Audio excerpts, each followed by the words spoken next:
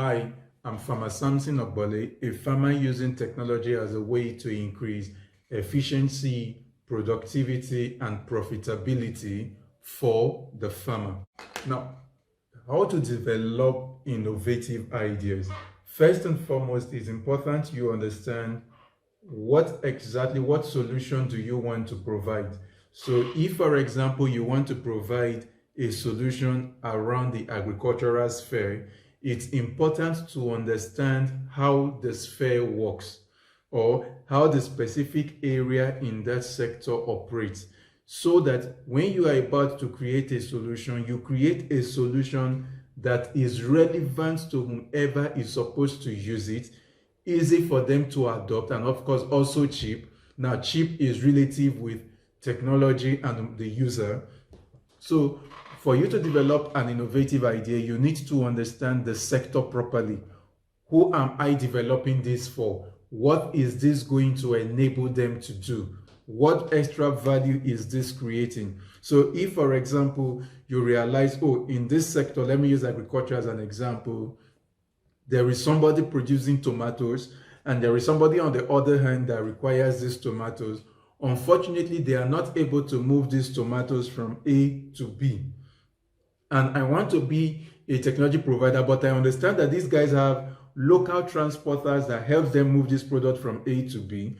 But once these local transporters carry this product, both A and B, that is the farmer and the end user, have no idea what's happening to the product between A and B. So I can say, oh, I want to create a technology that allows the farmer to track and allows the buyer to track. So because I understand what I want to create or what the solution I'm trying to provide, I can now go back to my drawing board and get something that would work to solve that problem. So whatever solution I now profile using technology, that now becomes something innovative. But first, you need to understand the problem, understand what the solution is. Now, I'm saying understand what the solution is because you cannot develop a solution in isolation. That you think they need A, you need to be sure that it actually meets the need of A and B, so that you do not develop a solution that they do not want. Because remember, at times there are solutions that you would create that would probably take jobs away from some people. So if you carry them along in the process, they can actually tweak it in a way that though it takes away job, it creates another skill acquisition opportunity and gives them back jobs in another form. So in developing your innovative idea, you need to understand the solution with the reality or within the context of the reality of those that would adopt it. So don't develop solutions in isolation. Hi, welcome to National Open University Incubation Center, where we incubate students' innovative and creative ideas to start up. I am Bilkis Katabu, an academic staff of National Open University of Nigeria.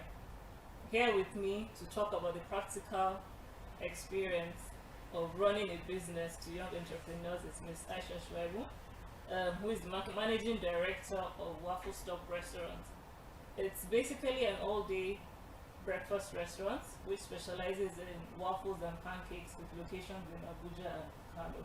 Thank you for honoring our invitation to share your vast knowledge while you're running your business. Thank you for having me.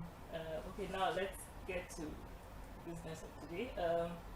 We want to discuss about your process of developing your innovative idea. Now, can you enlighten us on what your motivation was selling this particular product itself? At the time that we started, which was in 2015, the motivation was to fill a gap of absence in the city of Abuja. At the time, so many people were starting businesses, but on a small scale.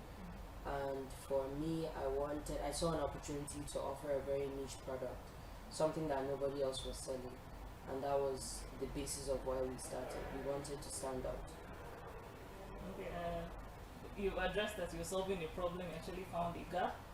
What was your process of developing the idea, or just had the idea, okay, saw a gap and you're filling it up. Can you enlighten us, please? The idea actually came when I was studying my master's.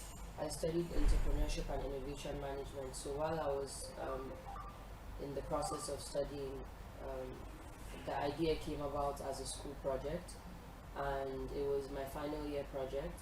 So when I finished it, I thought it could be a good idea, a good practical idea for when I come back home.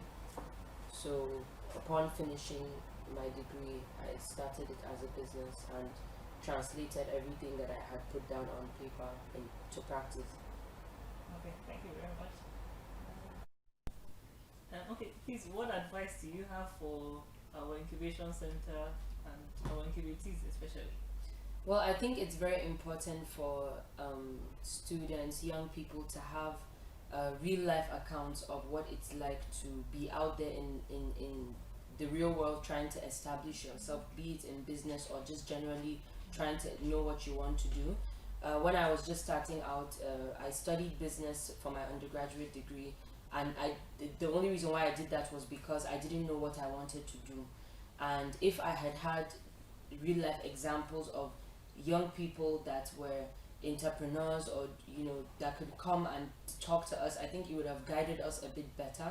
So it's very important what you're doing, and students being able to hear directly from business owners and people even in the service industry or in the public sector, real life accounts to help them make better decisions about their futures and their careers. Because I feel like we don't talk about the reality enough. Everybody is familiar with textbook business and the way that the blueprint of it all, but reality is a completely different thing. So if we're a lot more truthful and honest about what we go through in our daily lives, as business owners, as members of the public sector, it would guide young people better as they emerge into a new world of independence and trying to determine their career paths. Okay. Thank you very much for your advice.